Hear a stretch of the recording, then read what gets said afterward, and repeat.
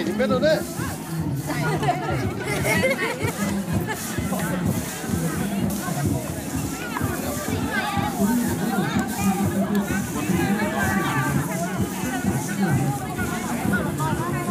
Chắc tính mà mặt của chân mới bị sao mà chắc tính mà mặt đường nó ngắt ập cái nào mà không thích màมันập cái này. Ban tổ chức trân trọng thông báo tất cả các đội tham gia thi bắt cá, chúng ta tập trung về sân lễ hội để chuẩn bị môn trò chơi thi bắt cá.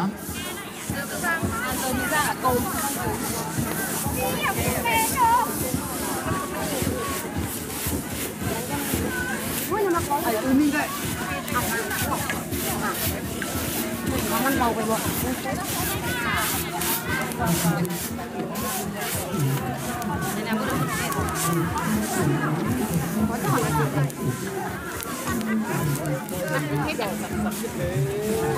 เราcó đi nhìn ngọ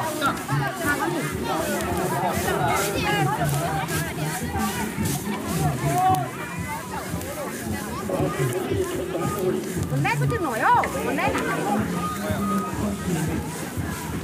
nào này nha, kéo cái đâu mà coi khám thì hợp cái này là bạn đi cái nào thuê phát tin cái này này. Cô ao đấy, cô này. Cô cái gì này với bạn món đồ này, món gì với cái món này. Chỉ cho nó cho được có nó. Đặt thấy thấy được. Thấy rồi. Thấy này nào không pha đâu, pha lên pha. Thấy được. Thấy là kiểu nó mặn nó có điều đều đi nè. Ông sâu mà cái đó vui nè. Nó trộn nó được. Nó trộn ta mà không ơi. Lắp lại mà.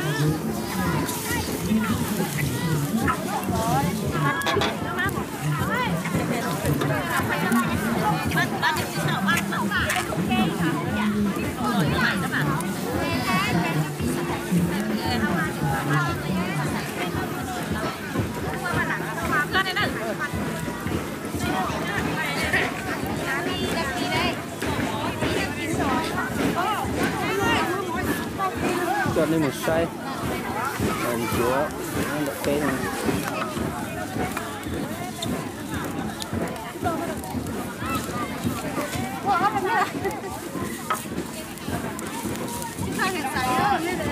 có một khi tổ ăn chép le nó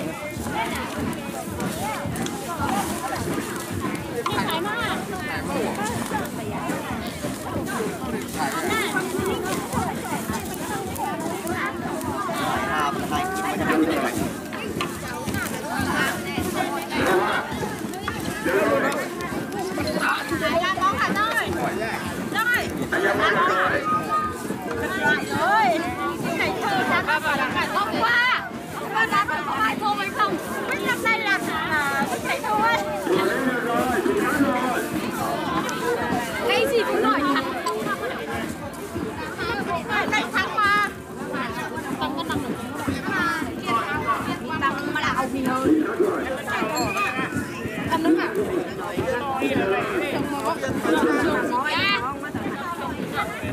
Cầm tuy không có bằng tuy.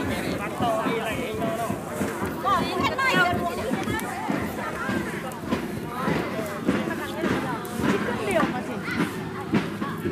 lại chung cơn có lên nữa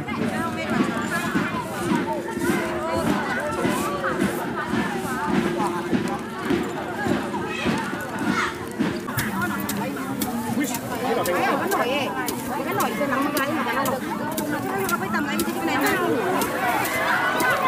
cái hai biết tấm mùi mặc khổ ở đây mày luôn này lớn thì nó mày rồi ông mới xin là lái mới xin không qua nó nóng rồi bên tim này nó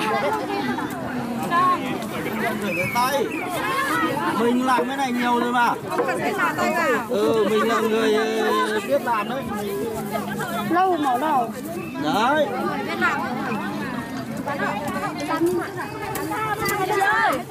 em nhờ chị ra giá của ra mình làm cái để một hình nữa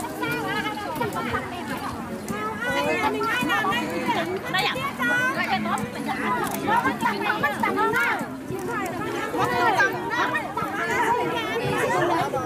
chúng sao kiểu đi em ra các hai đội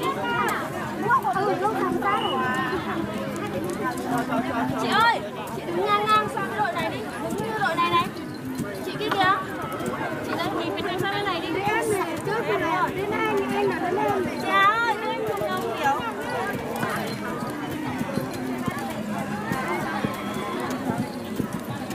Rồi, em không biết nghĩa con không?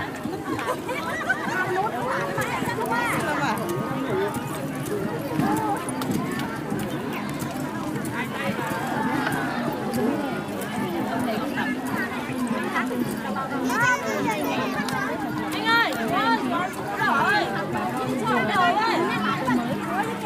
rồi mới ký tả thì cho lụt tổ lên đó để tao chọn chia chích cá cho nó no nữa rồi.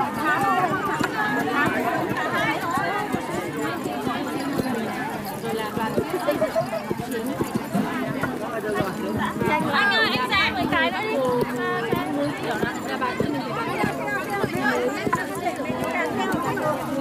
Cái bình giá cái này thì lâu lắm rồi.